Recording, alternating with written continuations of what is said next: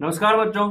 आज देखेंगे जैव प्रक्रम में पोषण और श्वसन से संबंधित वस्तुनिष्ठ प्रश्न। ठीक है, तो आइए सबसे पहले पोषण से संबंधित वस्तुनिष्ठ प्रश्न देखते हैं। थ्योरी सेक्शन हम आपको करवा चुके हैं, तो अगर आप थ्योरी सेक्शन अभी तक नहीं देखे हैं तो पहले जाके थ्योरी देख लीजिए। इसके बाद आप ऑब्जेक्टिव करेंगे तो ऑब्जेक्टिव आपका अपने आप हो जाएगा। ठीक है, तो देखिए सबसे पहला है क्वेश्चन, वैसे पौधे जो पोषण के लिए सड़ी गली चीजों पर आश्रित होते हैं वे क्या कहलाते हैं? तो सड़ी गली चीज मृत जीवों पर आश्रित होते हैं, उसको क्या कहते हैं? मृत जीवी कहते हैं। ठीक है, क्या कहते हैं? मृत जीवी। तो पहला का ऑप्शन क्या हो जाएगा? एक का ख। परजीवी क्या होता है? जो दूसरे जीव पर आश्रित होते हैं, ये नहीं कि मृत जीव है, वो जो जिंदा है उस पर आश्रित है तो उसको परजीवी बोलेंगे। स्वपोषी आप जानते हैं, जो अपना खाना स्वयं बनाता है, दूसरे पर आश्रित होने का उसको जरूरत नहीं है। परपोषी है, जो हेट्रोट्रॉप्स है, वो मतलब प्लांट्स पर, पौधे पर निर्भर करते हैं अपने भोजन के लिए। तो आंसर क्या हो जाएगा? मृत जीवी। अगला प्रश्न देखिए, कहता है स्वपोषी भोजन के लिए आवश्यक, ऑटोट्रोपिक न्यूट्रिशन के लिए क्या क्या आवश्यक है? पहला ऑप्शन देता है क्लोरोफिल, दूसरा देता है सूर्य का प्रकाश, तीसरा H2O और CO2, और चौथा इनमें सभी। तो आपको पता है प्रकाश संश्लेषण करते हैं तभी स्वपोषी भोजन हो पाता है, स्वपोषण हो पाता है। तो प्रकाश संश्लेषण के लिए इन सभी चीजों की आवश्यकता है, इसलिए दो का आंसर क्या हो जाएगा? ग। ठीक है, अगला देखिए, इनमें से कौन प्रकाश संश्लेषी अंगक है, मतलब फोटोसिंथेटिक ऑर्गन कौन सा है?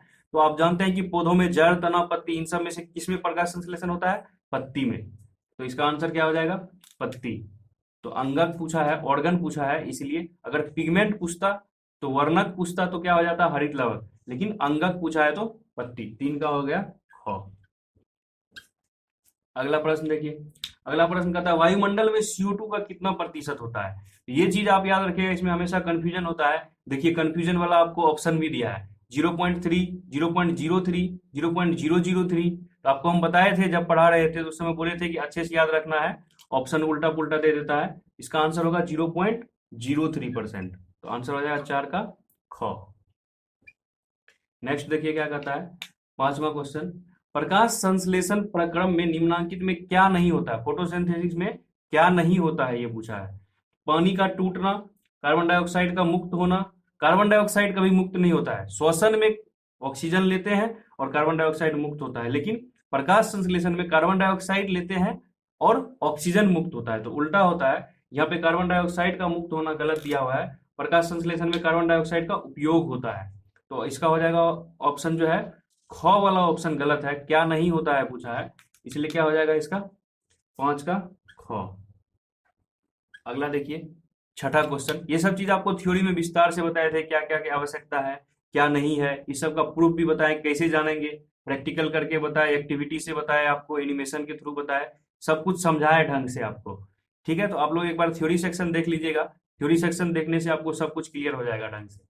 अगला प्रश्न देखिए, अगला प्रश्न कहता है इनमें किसके द्वारा अमीबा भोजन का अंतर्ग्रहण करता है? तो भोजन का अंतर्ग्रहण कर रहा है मतलब फूड लेता है, वो किसके द्वारा लेता है? कूटपाद के द्वारा, सूडोपोडिया के द्वारा लेता है वो। ठीक है, तो आंसर इसका हो जाएगा पहला, छ का क। नेक्स्ट क्वेश्चन देखिए, नेक्स्ट क्वेश्चन कहता है इनमें से किस छिद्र के द्वारा ग्रसनी ग्रास नली से जुड़ा होता है? तो ग्रसनी ग्रास नली से जुड़ा है, ग्रसनी फेरिंग्स जो है, ओरोफेरिंग्स किससे जुड़ा होता है? निगल द्वार से जुड़ा होता है। किससे जुड़ा होता है? निगल द्वार से। तो ये आपको स्ट्रक्चर बताए थे, क हो जाएगा इसका आंसर। उसके बाद देखिए ग्रहणी का भाग, ग्रहणी भाग है, ग्रहणी किसका भाग होता है? छोटी आंत का भाग होता है। तो ये आपको छोटी आंत के भाग बताए थे आपको, जेजुनम, इलियम और डुडेनम। ठीक है, तो ग्रहणी किसका भाग है? छोटी आंत का भाग है। आठ का हो जाएगा ग। तो ये पोषण से संबंधित वस्तुनिष्ठ प्रश्न बताए आपको हम। इसके बाद देखिए श्वसन से संबंधित वस्तुनिष्ठ प्रश्न, अगला क्या रहेगा हमारा? श्वसन से संबंधित वस्तुनिष्ठ प्रश्न। ठीक है, तो अगला देखिए श्वसन से संबंधित वस्तुनिष्ठ प्रश्न। पहला प्रश्न देखिए क्या है, इनमें सामान्यतः किसका उपयोग कोशिका द्वारा ऊर्जा उत्पादन के लिए होता है? तो एनर्जी किस चीज से मिलता है, ये पूछा है आपसे। आपको क्या बताए थे हम? अमीनो अम्ल है, वसा अम्ल है, ग्लूकोज है, सुक्रोज है। तो सबसे ज्यादा किसका यूज किया जाता है? ग्लूकोज का। तो पहला का क्या हो जाएगा? एक का क हो जाएगा, ग्लूकोज।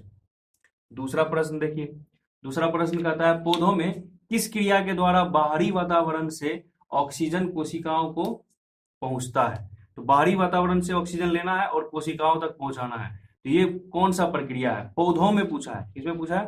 पौधों में। तो पौधों में कोई रेस्पिरेटरी सिस्टम नहीं होता है, श्वसन तंत्र नहीं होता है, डायरेक्ट डिफ्यूजन से जो है गैस उसके कोशिकाओं तक पहुंचता है। डिफ्यूजन मतलब विसरण। तो इसका आंसर क्या हो जाएगा? 2 का क। ये सब चीज आपको हम थ्योरी सेक्शन में पढ़ा चुके हैं। थ्योरी सेक्शन आप पढ़ेंगे तो ये सब क्वेश्चन आपको इजी लगने लगेगा।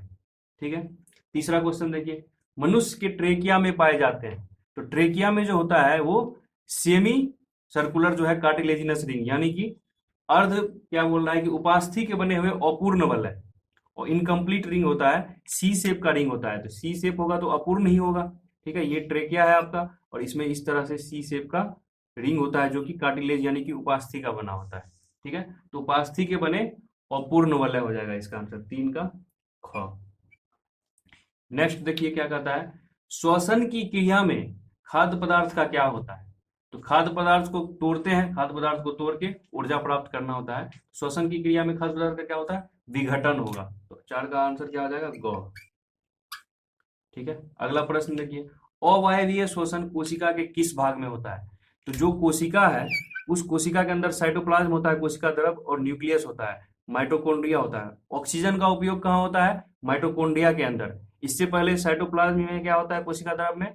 ग्लाइकोलाइसिस। ठीक है, तो ग्लाइकोलाइसिस जो होता है, ग्लूकोज से जो पाइरुवेट बनता है, ये प्रक्रिया कोशिका द्रव में होता है। तो ये क्या हो गया? Anaerobic respiration. तो साइटोप्लाज्म में एनारोबिक रेस्पिरेशन होता है और एरोबिक रेस्पिरेशन, वायवीय श्वसन कहाँ होता है? माइटोकॉन्ड्रिया में।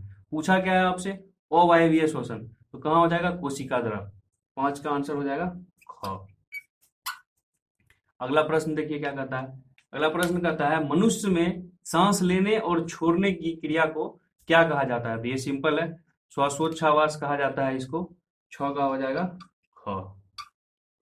ठीक है, अगला प्रश्न देखिए, ये सब चीज आपको थ्योरी में अच्छे से विस्तार से बताए हम। आप लोग पहले थ्योरी सेक्शन देख लीजिए, ये सब क्वेश्चन आपको बहुत ही आसान लगेगा कुछ है ही नहीं क्वेश्चन।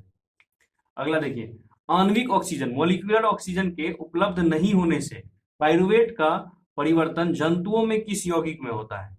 तो जंतु में पाइरुवेट से क्या बन जाता है? Lactic acid. और अगर ईस्ट है, ईस्ट के बारे में आपको बताए थे, अल्कोहलिक फर्मेंटेशन, ईस्ट में पाइरुविक एसिड से क्या बन जाता है? अल्कोहल। ठीक है, तो अल्कोहल डिहाइड्रेजनेज एंजाइम होता है जो कि अल्कोहल बनाता है, और लैक्टेट डिहाइड्रेजनेज एंजाइम होता है जो कि लैक्टिक अम्ल बनाता है। तो जंतु में लैक्टिक अम्ल और ईस्ट में क्या बनता है? अल्कोहल। तो यहाँ पूछा क्या है? जंतु में, तो आंसर हो जाएगा लैक्टिक अम्ल। 7 का हो गया क।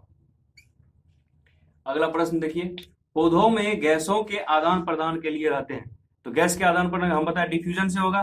तो पौधा गमन के लिए ये तना है या पत्ती है, कुछ भी है, तो वहां गैस का आदान प्रदान के लिए उसमें क्या होता है? छिद्र होता है जिसको रंध्र बोलते हैं। तो आंसर इसका हो जाएगा 8 का ख, रंध्र। ये सब चीज आपको थ्योरी में डिटेल से बताए थे, एस्टोमाटा का स्ट्रक्चर, एस्टोमेटल पोर, एस्टोमेटल एपराइटस, ये सब चीज आपको बता चुके हैं। तो आप लोग एक बार थ्योरी सेक्शन से जाइए, उसके बाद आइए यहाँ ऑब्जेक्टिव देखने के लिए, तो आपको सारा क्वेश्चन अपने आप बन जाएगा। नेक्स्ट क्वेश्चन है, निश्वास द्वारा निकली वायु में क्या रहता है? तो इनहेल किए हम तो ऑक्सीजन लेते हैं, और एक्सहेल करते हैं, निश्वास करते हैं तो क्या करते हैं? कार्बन डाइऑक्साइड बाहर निकालते हैं। तो निश्वास द्वारा निकली वायु में क्या होगा? कार्बन डाइऑक्साइड होगा। 9 का आंसर क्या हो जाएगा? क। ठीक है, तो इस तरह से पोषण और श्वसन से संबंधित कुछ वस्तुनिष्ठ प्रश्न आपके लिए हम कर दिए हैं।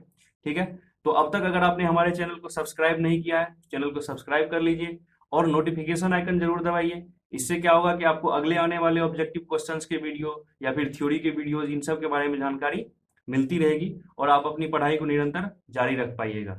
ठीक है, धन्यवाद।